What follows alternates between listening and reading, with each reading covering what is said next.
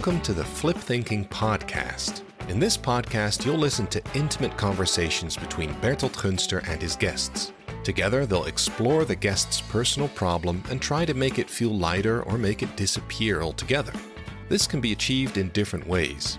Sometimes they can simply solve the problem, but more often than not, they'll find that they have to let go of expectations or views they hold about themselves.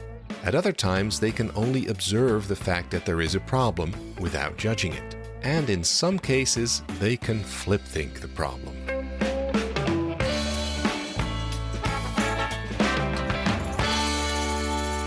Okay, shall we get started? Yeah. Well, tell me, who are you, what's your name, and can you tell me something about you? I'm Myrthe, I'm 25. I just finished studying nursing, also in Enschede. I will start working in the hospital next week. So you have a job already? I do. Yeah. Yeah. And in my free time, I play rugby. Rugby? Yeah, for 5 years now. Oh, great. Yeah. That's a tough sport, isn't it? Yeah, it's tough. You like it? I like it a lot. Yeah? Yeah, it's fun. Also the physical being there and throwing yourself in the match? Yeah. You shouldn't hesitate, right? Hesitation isn't good for rugby. Exactly, yeah. Okay, so is there any family of parents, brother, sister, fiancé, married, husband, wife, whatever? My parents, they live in Almelo again with my little brother. He's 5 years younger, so he's 20 now. Yeah. He also plays rugby. Okay. So that's fun. Same club? Yeah. Yeah. Yeah, together. Okay, this is something about you, about who you are. What is your question? What do you want to talk about? Well, like every time I'm like in a romantic relationship or a relationship that's like closer, first off, like I don't fall in love very quickly, but if you do, if I if do, you then do. I really do. Yeah. And like sometimes they start off a little bit stronger than I do. Then I'm like, okay, I'm panicky a little bit Because it goes too fast. And like, how can you already be there if we don't know each other that well? And then at some point when this is an experience of the other person. It's not your experience at that time, or is it? Yeah, I don't really know. It's like it's what I interpret. Maybe it's not even that way. Okay. And then But now and then it goes very fast. Yeah. Yeah. Yeah. And now and then it goes not that fast, I presume. Yeah. Right. Yeah, and then it takes a switch that I noticed that they go a little bit slower. Then they spend a little less time on the relationship, I feel like, and then I panic again because you think I will be abandoned. Yeah, then they will leave me. They will never love me again. Yeah, and I will die. Yeah, probably. Yeah. So, how many times have you experienced this process of falling in love and the troubles? How often? I think 2 times with like a romantic relationship, but I also noticed it with a friendship one time. It was similar, very similar. Okay, and you said something about it already, but how would you define your problem? I think I fear that I'm not good enough. When they love me, then I don't really believe it, and then I do, and then suddenly, if they have an action that's a little bit pulling back, then I already panic and like, see, they don't love me. I'm not good enough. Okay, and now maybe a stupid question, but isn't this normal, falling in love, this panicking and believing? Is this a normal part of loving relationships? I'm thinking that too, if that's just normal and I should just deal with it, or if it... Like a saying goes, it's not a problem to be solved, but a fact to be managed. Yeah. Maybe. Yeah, it could be. You do have it in non-romantic relationships too, right? Okay, can you give me an example of a non-romantic relationship where you experience the same fear of being abandoned or being left over or whatever? When I was still studying, we had a group and we started off all not knowing each other, then forming a group. And then I started forming friendship with one girl and then connecting them to another. And then we all formed a group and that went on for a year. And there were some things in between with a friend that had mental struggles, so that's where all our attention went to. Yeah. Because we were nursing students, we tried to fix her, like a whole thing. Were the problems severe? Yes, they were. Yeah. How severe was it? Well, she needed to go to hospital, and they were so bad at some point that she tried to commit suicide, or actually she did commit it, but then it didn't. It wasn't successful. It wasn't successful. Between brackets. Yeah, right? Thankfully. This must have resulted in a firm connection between all of you dealing with this problem, which is a very severe, serious problem, right? Yes. So you became a close group, could you say so? Yes. Okay, and then how did this develop? Yeah, well, we were close, and then we noticed that we lost ourselves trying to help her, and noticing that it doesn't help. We realized it, but at some point, our friendships between the other people also suffered.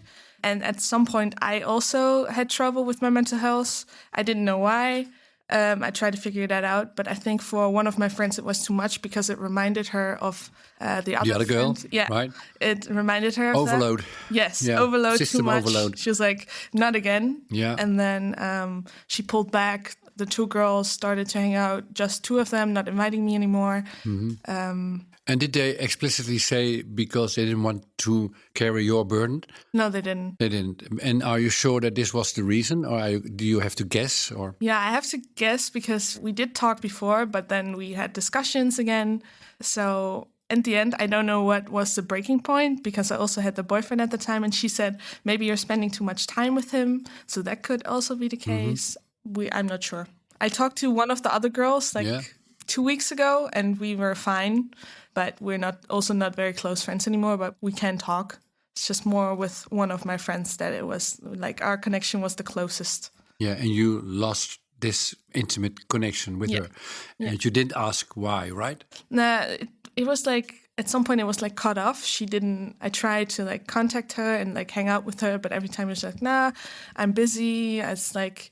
But these were all excuses, right? I Yeah. presume, right? And you thought so. Yeah, I thought so. I was like, okay, she doesn't want to hang out anymore. I should be okay with that. But it was hard at first. So then you lost a friendship there.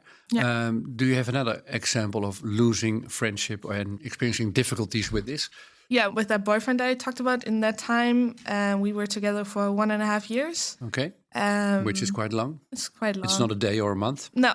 Okay. And that went quite well. But looking back at it, like we had troubles along the way, and maybe I should have stopped it a little bit earlier because like I noticed we weren't on the same page about things. We had discussions a lot. He liked to win the discussions. I hated conflict. So that didn't really work out. But every time I was like, no, we can fix this. We can change. And we both of We us can't, or we can. We We can can, change yeah. and we can make it work. the both of you were convinced that you could. Yeah. And you tried both. We tried a lot. A lot. But do you honestly believe you both did your best? Looking back now, yes. Yeah. When I was there, I thought he didn't understand what I was saying. But looking back now, I was like, yeah. He did his best. He did his best. But he couldn't do any better. Neither could you. You did both your best and the relationship ended. Yes. Okay. Let me be a kind of advocate. Friendships do end. Also with close, intimate friends. Yes. And relationships can end after 1.5 years. You both tried, Yes. but you didn't succeed. So may I be so free to say what's the problem? You Yes. haven't convinced me that your life is abnormal or that you are a stupid girl. As far as I listen now, my first impression is shit happens. Relationships come to an end and new relationship can flourish and begin. Yeah. You haven't convinced me yet. I like to be stubborn, if you don't mind. I Myrthe. get that. Yeah.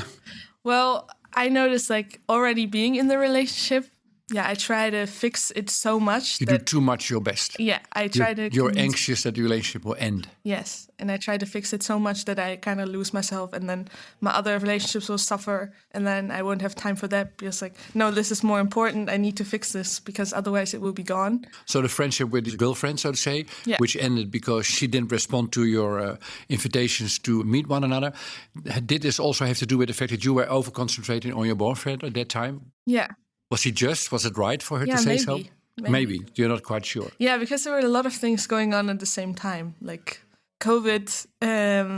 Which is a very serious problem for relationships too. Yeah, with not being able to come together as a group. Yeah, so there were a lot of things at the same time, and also with me and not really being myself. Yeah, just with hormones and stuff. But okay, let's draw the conclusion for now that you are really more anxious than you should be that relationships might end, right? Shall we explore this assumption?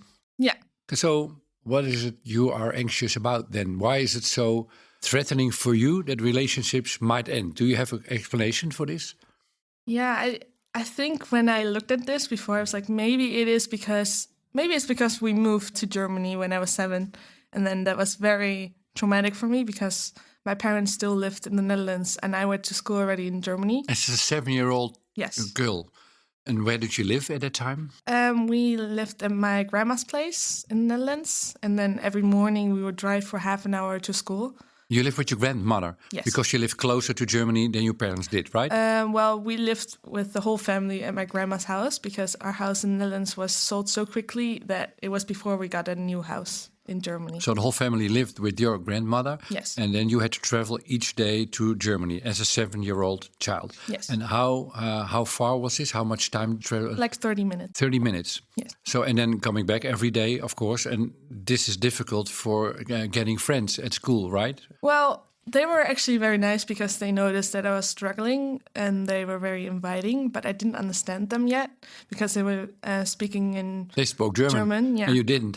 And I didn't yet. And for you, this was traumatic.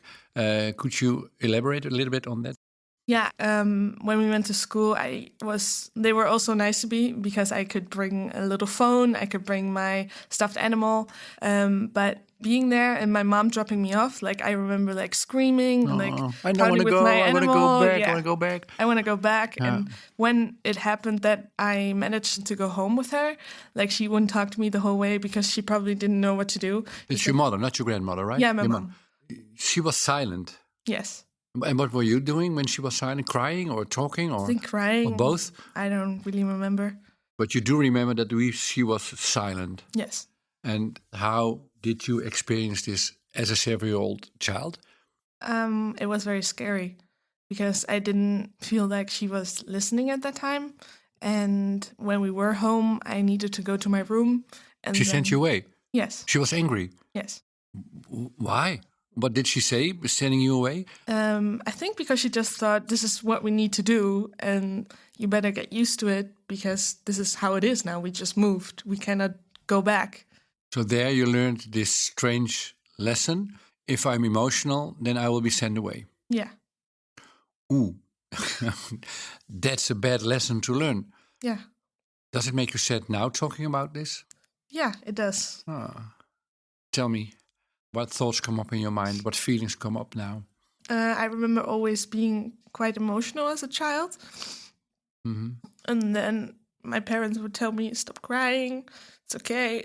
Just stop crying. Yeah. So the main message was, don't cry. Yeah. If you don't cry, then you cooperate. Yeah. So showing your vulnerability is dangerous for the relationship. Yeah.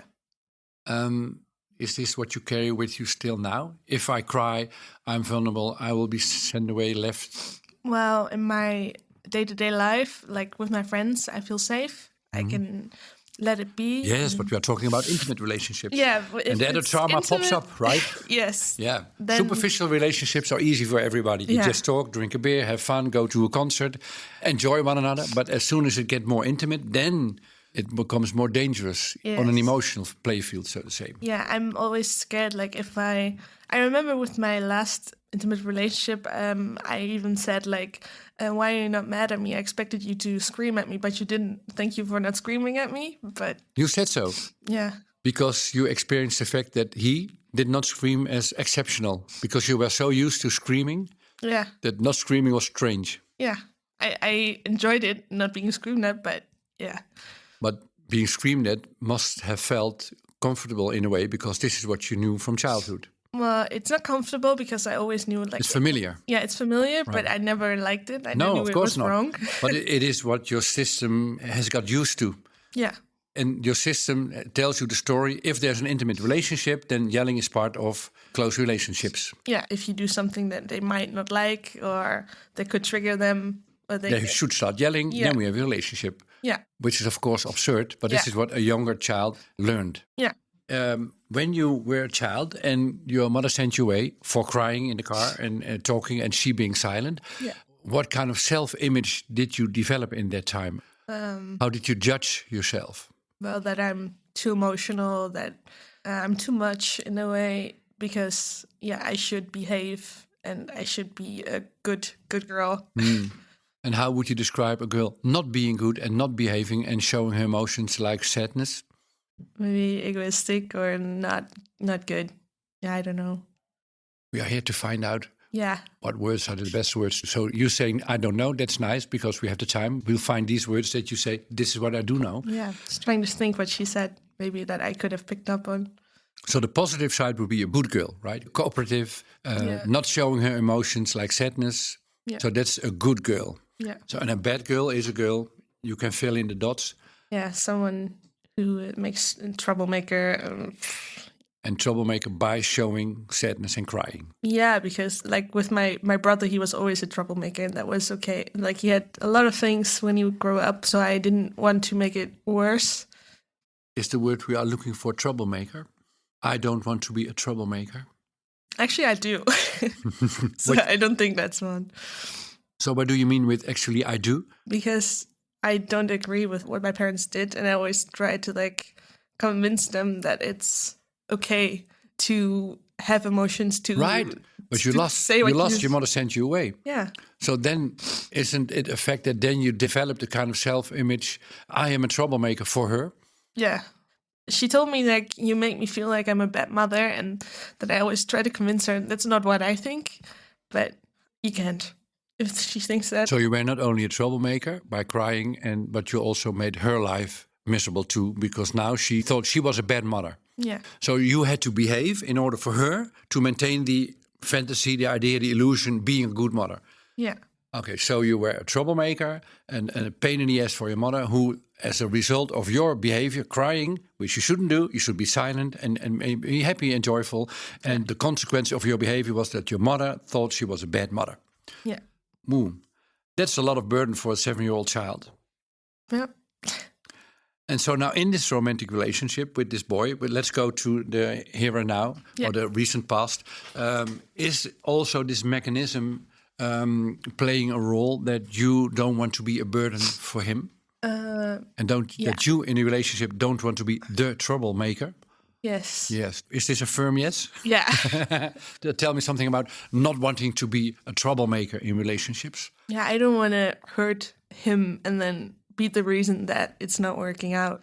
I don't want him to feel bad because of me, and I want him to like have freedom, but I also want to like meet my own desires, but that's a little bit harsh. I don't know what the balance is. Should I stand up for myself? Should I just you be shouldn't. quiet? You shouldn't. Then you'll be sent away to your room, and then you'll be confronted with the fact that you are a troublemaker, which you don't want to be. Yeah. Is this true what I'm saying? Yes. You say exactly, right? Exactly. Yeah. Okay, so your self-image is in the core, I am a troublemaker. Yeah. People will feel bad about themselves if I express my feelings. So the best thing to do is not expressing my feelings. Yeah, not too. I can express them, but I have to be calm and I have to grown up, like a grown-up, an adult. I can't like be loud or no. Yeah, be too emotional. Yeah. What emotion is for you the most dangerous emotion to express? I think also anger. Anger. Because if I, in that moments with my mom, like she used screaming a lot and being loud, and in that reaction I would also do the same, but which is very healthy. Yeah. Good for you. But you lost, right? You lost. Yeah. I can't remember when I won, so yes, I lost. Did your father play an active role in this, or was he absent? He was there, but he is more the quiet type and doesn't want conflict. And in the first years, he would like be on my side.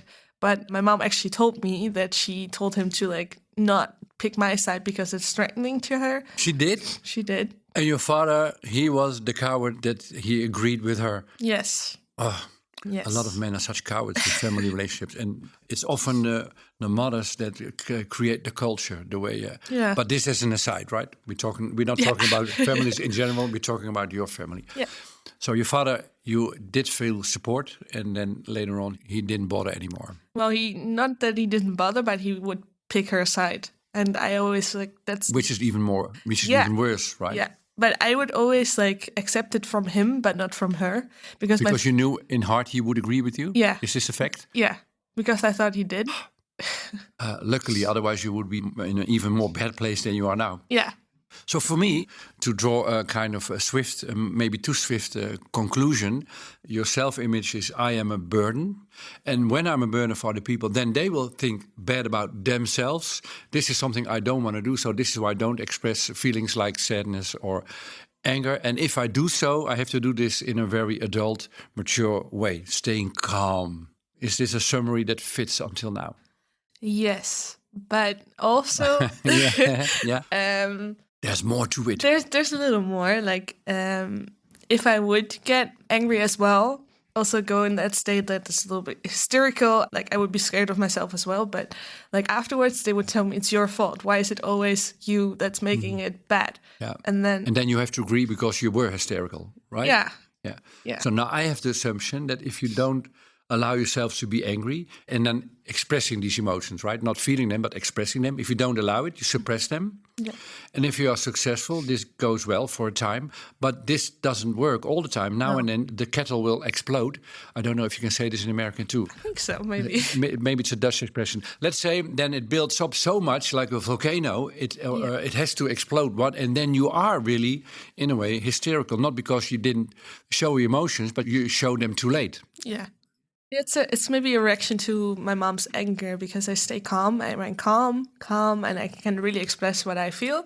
I learned the ways of how to like state my own emotions, like the situation, like all that. And I thought maybe that's the solution. Maybe that can help.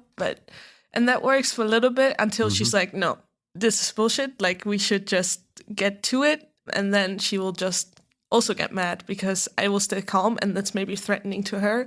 So then she will get mad anyway. So I tried a lot of things and it just doesn't work. And in my intimate relationships, maybe I try to do the same. And sometimes I notice with some people it works and with some it doesn't.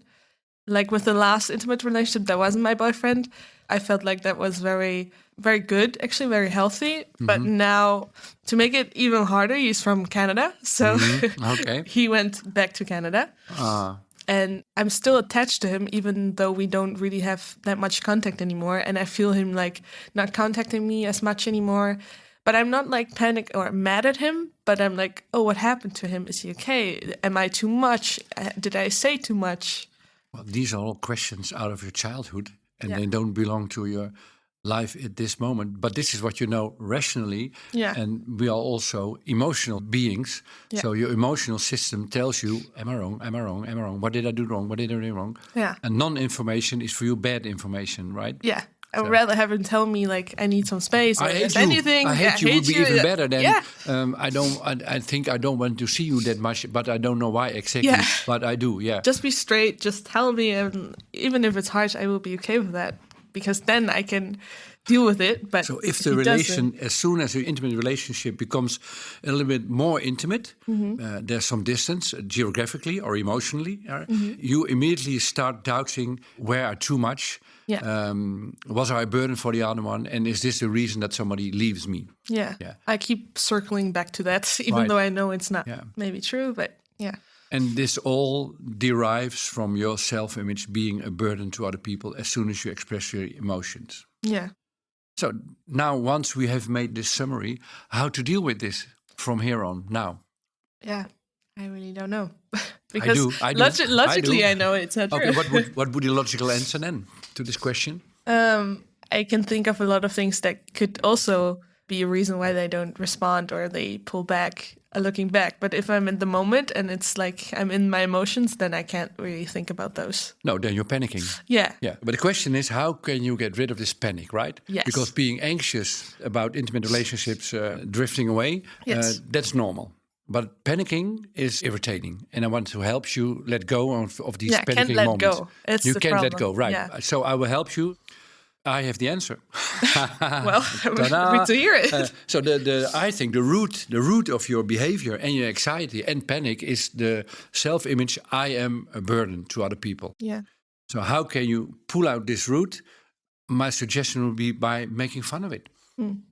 And telling yourself in the mirror or to other people, especially your intimate relationship, I warn you, I'm a burden for you, because this is not true. You know, with your rational mind, I do. Logic mind, you know this is rooted in your childhood. It has nothing to do with your behavior now. Yeah, it feels like I know it until like there's someone pulling back and then like, that's the mask that was pulled back. Yeah. This is what I know from my childhood. I'm a burden. Be careful, be silent, be adult, be mature, whatever. Yeah.